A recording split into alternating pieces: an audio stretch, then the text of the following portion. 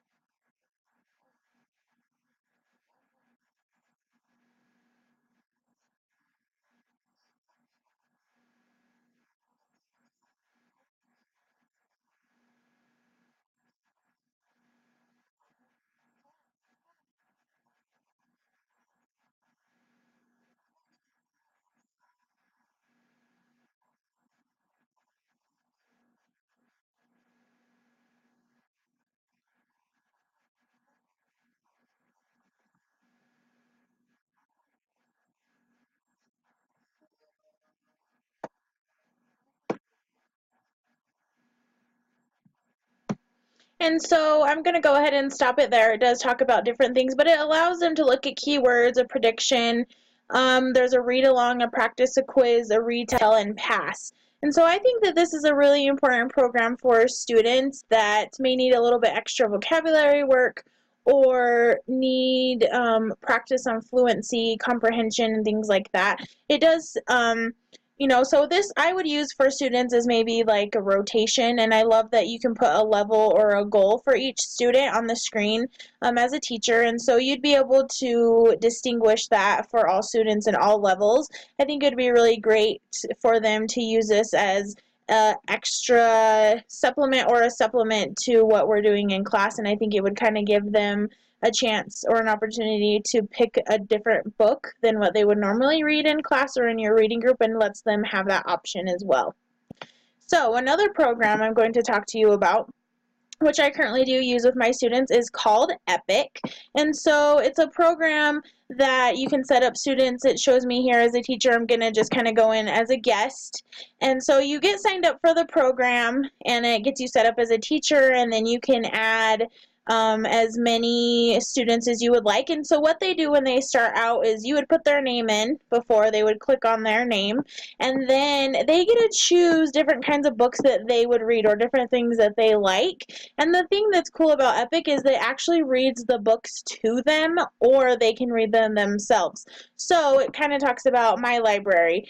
So it lets them and it even has a quiz if you want them to have a quiz, and it lets them choose different kind of books that they like. So if you go to browse, and it has all kinds of things and all different kinds of levels. And I use this with my ELL students because it allows them to listen to a book. It allows them to choose things that they would like to read that they possibly don't get to have time to read, or if they don't have books at home, they can't do that.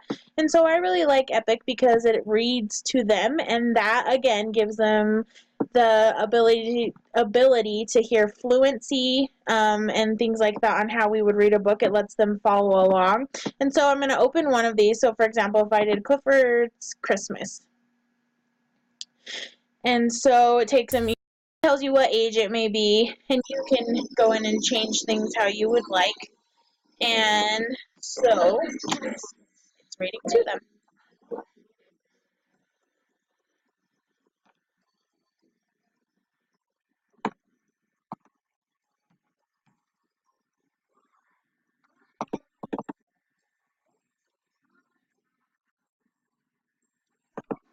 So it usually opens the book for them, and then they can swipe through. I'm not sure why it's not doing it today, but so it reads it to them, and they get to listen to that, or they can choose different kinds of books where they have to read it and possibly have to take a quiz. So those are my two assistive technologies. It deals with reading, and allows them to become more fluent, to be able to have a book read to them, and for them to feel more confident in their reading by listening to it and being able to practice that as well.